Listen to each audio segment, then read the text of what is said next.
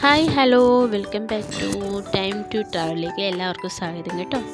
അപ്പം ഞാൻ എന്താണ് ഇന്നത്തെ സ്പെഷ്യൽ എന്ന് വെച്ചാൽ ലഡുവാണ് ഉണ്ടാക്കുന്നത് കേട്ടോ. അപ്പോൾ അതിന് വേണ്ടി ഇൻഗ്രീഡിയൻസ് എന്തൊക്കെയാണെന്ന് പറയാം.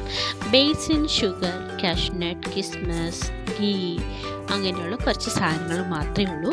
അപ്പം നിങ്ങൾക്ക് ഇതുപോലെ ഒന്ന് ട്രൈ ചെയ്യാവുന്നതാണ് കേട്ടോ. ഞാൻ ആദ്യമായിട്ടാണ് ഇത് ഉണ്ടാക്കുന്നത് കേട്ടോ. അപ്പോൾ അതുകൊണ്ട് കുറച്ചൊക്കെ സക്സസ് ആയിട്ടുണ്ട്. കുട്ടികൾക്ക് അതിഷ്ടമാണ്.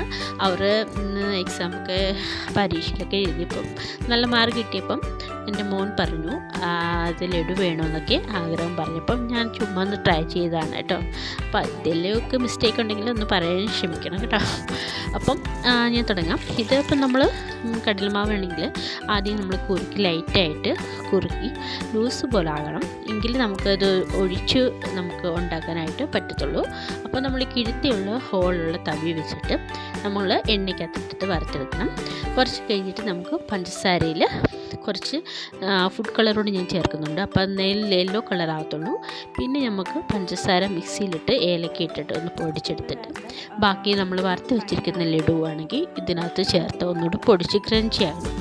ബാക്കി കുറച്ച് ലഡു ഞാൻ മാറ്റി വെച്ചിട്ടുണ്ട്. കാരണം കുറച്ച് ക്രിസ്പ്നെസ് ആയിട്ട് തോന്നിക്കണമല്ലോ. അപ്പോൾ അതിനുകൊണ്ട് നമ്മളത് മാറ്റി വെച്ചിട്ടുണ്ട്.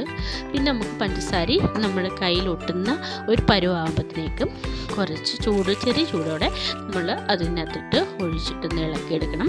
പിന്നെ നമുക്ക് നെയ്യ് ലാസ്റ്റിൽ നമ്മൾ അണ്ടിപ്പരിപ്പും കിസ്മസും എല്ലാം കൂടെ ചേർത്തിട്ട് ഇതൊന്ന് നല്ലോണം ഒന്ന് ഞെരടി നമുക്ക് ഒരു റൗണ്ട് ഷേപ്പിലൊക്കെ ആയിട്ട് എടുത്ത് മാറ്റി വെക്കാം. അപ്പോൾ എനിക്ക് റൗണ്ട് ഷേപ്പൊന്നും ആയിട്ടില്ല.